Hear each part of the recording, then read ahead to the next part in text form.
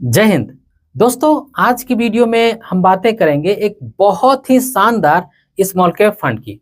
वो फंड होने वाला है Nippon India small cap fund. देखिए, इस फंड के अंदर में ज्यादातर लोगों को दो कंसर्न रहती है। एक तो ये कि इसका जो एयूएम साइज है वो थोड़ा सा बढ़ गया है, और दूसरा इस फंड में हम लमसम नहीं कर पाते हैं।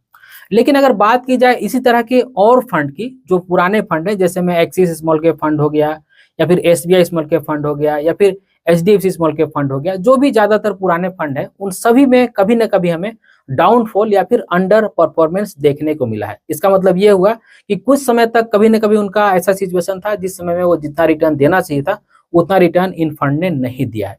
लेकिन अगर मैं बात करूं Nippon India small cap fund की, तो जिस रफ्तार से ये शुरू में रिटर्न दे रहा था उसी रफ्तार से आज भी रिटर्न दे रहा है। रिटर्न देने के मामले में कभी भी ये सुस्त नहीं पड़ा। जिस रफ्तार से रिटर्न दे रहा था उसी रफ्तार से आज भी ये रिटर्न दे रहा है। तो आज की वीडियो के अंदर में हम ये जानने की कोशिश करेंगे कि अगर हम इस फंड में पहले से इन्वेस्ट करके बैठे हुए हैं तो क्या करना चाहिए, और अगर हम नए सिरे से इन्वेस्ट करने की सोच रहे हैं तो क्या हमें इस फंड में इन्वेस्ट करना चाहिए।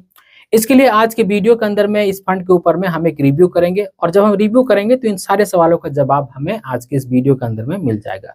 तो आज की वीडियो हमेशा की तरह बहुत इन्फॉर्मेटिव होगी, इसलिए मैं रिक्वेस्ट करूंगा आप सभी से कि इस वीडियो को अंत तक जरूर देखिएगा। तो स्वागत है आप सभी का एक नई वीडियो में। आशा करता हूं आप सब अच्छे होंगे। मैं हूं अनवर अंसारी। चलिए पेश करते हैं। तो अब आप देख सकते हैं हम आ गए हैं लैपटॉप की स्क्रीन के ऊपर, और जितनी सारी फिल्टर्स थी उसे मैंने पहले से अप्लाई कर दिया है ताकि आपका समय कम से कम लगे। अब सबसे पहले हम एयूएम चेक करेंगे, यानी कि एसेट अंडर मैनेजमेंट चेक करेंगे। अभी जो हमारे सामने फंड दिख रहे हैं इनका एयूएम साइज सबसे कम है। अब जब मैं यहाँ पे क्लिक करूंगा एयूएम पे तो हमारे सामने ऐसे फंड आ जाएंगे जिनका एयूएम साइज सबसे ज्यादा है। तो आप यहाँ देख सकते हैं कि Nippon India small cap fund का एयूएम साइज सबसे ज्यादा है, जो कि 60,372 करोड़ रुपए के आसपास में दिख रहा है, और यही इनका पहला कंसर्न भी है। अब हम एक साल का एब्सोल्यूट रिटर्न चेक कर लेते हैं। तो आप देख सकते हैं कि एक साल का एब्सोल्यूट रिटर्न के मामले में Nippon India small cap fund 10वें नंबर पर रैंक कर रहा है 49% के रिटर्न के साथ में। वहीं अगर हम 3 साल का सीएजीआर चेक करें तो आप देख सकते हैं कि Nippon India small cap fund दूसरे नंबर पर रैंक कर रहा है लगभग 32% के रिटर्न के साथ में। वहीं पे अगर 5 साल का सीएजीआर चेक किया जाए तो आप देख सकते हैं कि Nippon India small cap fund तीसरे नंबर पर रैंक कर रहा है लगभग 39% के रिटर्न के साथ में। वहीं पे अगर 10 साल का सीएजीआर चेक किया जाए तो आप देख सकते हैं कि ये फंड पहले नंबर पर रैंक कर रहा है लगभग 24.5% के रिटर्न के साथ में। तो हमने ये देखा दोस्तों कि इस फंड का रिटर्न फिलहाल भी अच्छा है और पहले भी अच्छा था। तो लगभग सभी सिचुएशन में इस फंड का रिटर्न हमें अच्छा ही देखने को मिल रहा है। अब इस फंड की अगर होल्डिंग चेक की जाए तो आप यहाँ देख सकते हैं कि इस फंड ने स्मॉल कैप स्टॉक्स में 69.14% यानी कि 69% के आसपास पैसा सिर्फ स्मॉल कैप स्टॉक्स में लगा के रखा है। यानी कि जो भी इनके पास 60,000 करोड़ रुपए है उसका 69% पैसा इन्होंने स्मॉल कैप स्टॉक्स में लगा के रखा है। वहीं पे बात की जाए मिड कैप की तो 15.58% पैसा लगा के रखा है, यानी कि लगभग 15.5%। और बात की जाए लार्ज कैप होल्डिंग की तो 10.64% यानी कि लगभग 10.5% के आसपास पैसा इन्होंने लार्ज कैप स्टॉक्स में लगा के रखा है। तो पहली नजर में इनकी पोर्टफोलियो को देख करके आप ऐसा बिल्कुल नहीं कह सकते हैं कि इनका पोर्टफोलियो डिफेंसिव पोर्टफोलियो है। बहुत ज्यादा इन्होंने लार्ज कैप और मिड कैप में पैसा लगा दिया है अपने पैसे के सेफ्टी के लिए। नहीं दोस्तों, ऐसा बिल्कुल भी नहीं है। इनके पोर्टफोलियो को देख करके ऐसा लग रहा है कि इन्होंने अपने पोर्टफोलियो को एग्रेसिवली डिजाइन किया है ताकि रिटर्न बेहतर और ज्यादा से ज्यादा मिल सके। तो इनके पोर्टफोलियो से ऐसा बिल्कुल भी नहीं लग रहा है कि डर करके और घबरा करके अपने पोर्टफोलियो को मैनेज कर रहे हैं, बल्कि बहुत अच्छे तरह से और एग्रेसिवली अपने पोर्टफोलियो को मैनेज कर रहे हैं ताकि रिटर्न बेहतर मिल सके। और उसी तरह की इनकी यहाँ पे होल्डिंग भी देखने को मिल रही है। चलिए कुछ और डिटेल हम चेक कर लेते हैं। तो अगर बात की जाए एनएबी की प्राइस की तो आप देख सकते हैं कि 202 रुपये 72 पैसे के आसपास में फिलहाल अभी एनएबी देखने को मिल रही है, और रिटर्न वगैरह तो अभी हमने देख ही लिया है। अब बात करते हैं की मैट्रिक्स की, तो आप यहाँ देख सकते हैं कि एक्सपेंस रेशियो इस फंड का 0.65% है। पी रेशियो जनरली इस तरह के फंड का थोड़ा सा ज्यादा ही होता है, और बाकी के भी रेशियोज आप देख सकते हैं कि ठीक ठाक ही है। स्कीम इन्फॉर्मेशन की बात की जाए तो यहाँ पे प्लान ग्रोथ का भी ऑप्शन आपको मिलने वाला है, लॉक इन पीरियड्स में नहीं होता है, और एग्जिट लोड 1% का लगेगा अगर आप 1 साल से पहले विड्रॉल कर लेते हैं। एसआईपी इसमें कर पाएंगे और लमसम इसमें आप नहीं कर पाएंगे, जो इस फंड की दूसरी कंसर्न है। इस फंड का जो इंडेक्स बेंचमार्क है वो है Nifty small cap 250 TRI. Peer comparison की बात की जाए तो आप यहाँ देख सकते हैं कि Nippon India small cap fund के जो पीयर्स हैं वो एचडीएफसी स्मॉल कैप फंड है, एसबीआई स्मॉल कैप फंड है और क्वांट स्मॉल कैप फंड है। अगर यहाँ पे देख सकते हैं आप कि क्वांट स्मॉल कैप फंड का थोड़ा सा ज्यादा रिटर्न 1 साल के पीरियड में देखने को मिल रहा है, वरना इन दोनों ही फंड से Nippon India small cap fund का थोड़ा ज्यादा ही रिटर्न है। और बात करें 3 साल के सीएजीआर की, तो क्वांट और निपॉन का लगभग नेक टू नेक है। और बात की जाए लाइफ टाइम सीएजीआर की, तो वो सबसे ज्यादा है Nippon India small cap fund का। थोड़ा सा यहाँ पे एसबीआई निपॉन के पास में ही देखने को मिल रहा है। अब यहाँ पे आप ग्राफ भी देख सकते हैं, जो ब्लू वाला ग्राफ है वो Nippon India small cap fund का है, जो कि आउट परफॉर्मेंस करते हुए इन दोनों ही तीनों फंड को यहाँ पे देखने को मिल रहा है। सेक्टर लोकेशन की बात की जाए तो आप देख सकते हैं कि 95.95%, यानी कि ऑलमोस्ट कह सकते हैं कि 96% आपका पैसा इक्विटी में लगा हुआ है और 4% के आसपास पैसा कैश में भी रखा हुआ है। सेक्टर डिस्ट्रीब्यूशन की बात की जाए तो इंडस्ट्रियल मशीनरी में देख सकते हैं 8.97%, यानी कि ऑलमोस्ट कह सकते हैं कि 9% के आसपास पैसा यहाँ पे लगा हुआ है। आईटी सर्विसेज एंड कंसल्टेंसी में आप देख सकते हैं लगभग 7.5% के आसपास पैसा लगा हुआ है। इलेक्ट्रॉनिक कंपोनेंट इक्विपमेंट में देख सकते हैं लगभग 7% के आसपास पैसा लगा हुआ है। अदर में भी लगभग आप देख सकते हैं 5.5% के आसपास पैसा लगा हुआ है। और यहाँ पे कंस्ट्रक्शन एंड इंजीनियरिंग में देख सकते हैं लगभग 5.25% के आसपास पैसा लगा हुआ है। और इस तरह के 52 और सेक्टर हैं जिनमें इनका पैसा लगा हुआ है। अब हम बात करते हैं सेक्टर वेटेज की, कि इनके फोलियो में जो सेक्टर हैं, जो वेटेज है, उसमें ये बदलाव करते हैं या फिर नहीं करते हैं। तो इंडस्ट्रियल मशीनरी में आप देख सकते हैं कि जून 2023 में 8.16% का एक्सपोजर था, जिसे इन्होंने बाद में बढ़ाया और फिर घटा करके 8.97% कर दिया। तो हल्के फुल्के ये चेंजेस कर रहे हैं। वहीं पे अगर आईटी सर्विसेज की बात की जाए तो यहाँ पे भी हल्का फुल्का आपको चेंजेस देखने को मिल रहा है। वहीं पे इलेक्ट्रॉनिक्स कंपोनेंट में देख सकते हैं कि यहाँ पे भी हल्का फुल्का चेंजेस देखने को मिल रहा है। अदर्स की बात की जाए तो यहाँ पे भी आप ठीक ठाक चेंजेस देखने को मिल रहा है। तो सेक्टर्स में ये जो सेक्टर का वेटेज है, इसमें ये बदलाव तो कर रहे हैं, लेकिन बहुत ज्यादा बदलाव नहीं कर रहे हैं। शायद बहुत ज्यादा बदलाव की जरूरत भी नहीं है। तो आप कह सकते हैं कि अपने पोर्टफोलियो को ये बहुत ही अच्छे तरह से मैनेज कर रहे हैं। अब अगर यहाँ पे करंट होल्डिंग की बात की जाए तो आप देख सकते हैं कि इनके फोलियो में एचडीएफसी बैंक है, ट्यूब इन्वेस्टमेंट है, multi commodity exchange of India है यानी कि एमसीएक्स है, वर्ल्डटेप ट्रांसफार्मर है, अपार इंडस्ट्री है, किर्लोस्कर ब्रदर है। इस तरह के बहुत ही शानदार लगभग 215 के आसपास कंपनी में ये अपना पैसा इन्वेस्ट करते हैं। तो कंपनी का सिलेक्शन तो नो डाउट बहुत ही शानदार होगा, तभी इस फंड का इतना बढ़िया रिटर्न भी रहा है।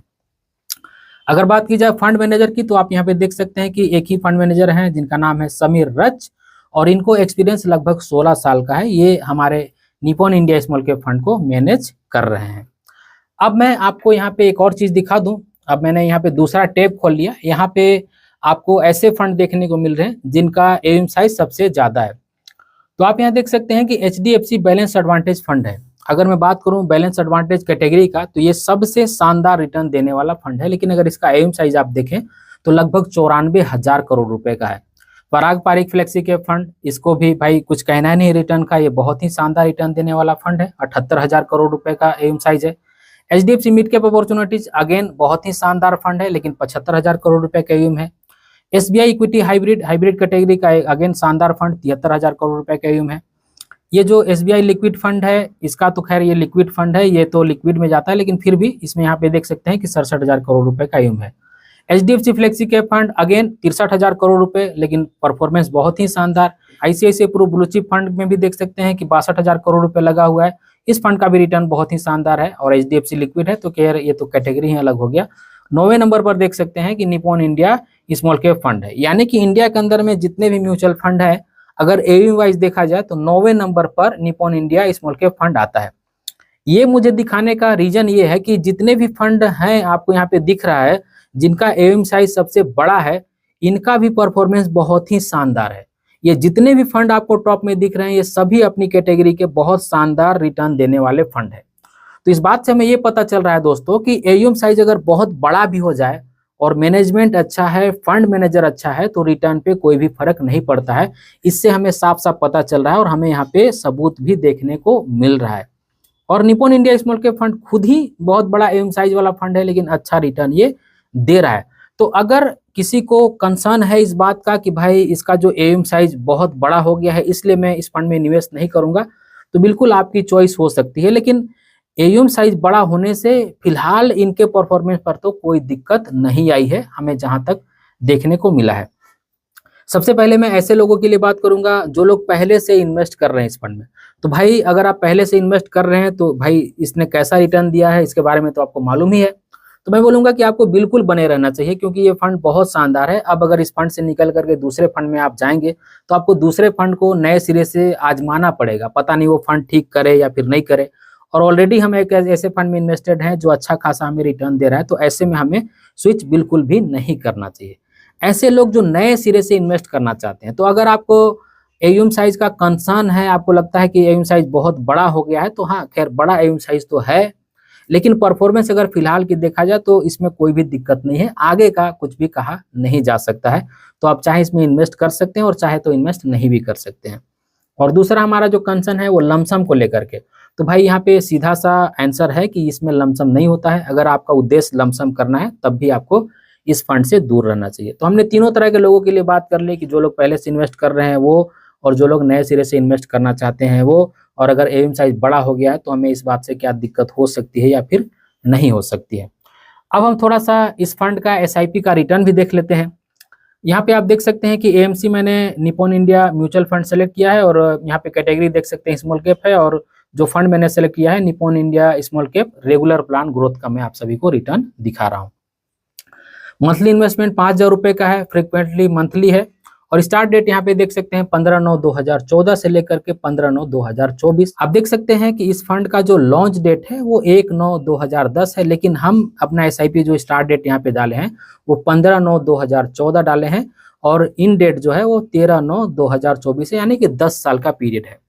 तो इस 10 साल के दौरान अगर हम 5,000 रुपये पर मंथ की एसआईपी किए होते तो आज हमारी जो करंट कॉस्ट होती, यानी कि हम जो पैसा इन्वेस्ट कर दिए होते वो 6 लाख रुपए इन्वेस्टेड होता हमारा, और हमारी जो करंट वैल्यू होती इस 6 लाख रुपए की वो होती 25,66,561 रुपए, जो कि लगभग 27.5% के रिटर्न के साथ में। अब आप बताइए कि 27.5% का रिटर्न कहाँ पे मिलता है इंडिया के अंदर में अलग इन्वेस्टमेंट में। देखिए बहुत सारे लोगों का सवाल हो सकता है कि भाई हमारे पिताजी हमारे चाचा जी ने जमीन खरीदा था, प्लॉट खरीदा था, उसका बहुत ज्यादा वैल्यू बढ़ गया।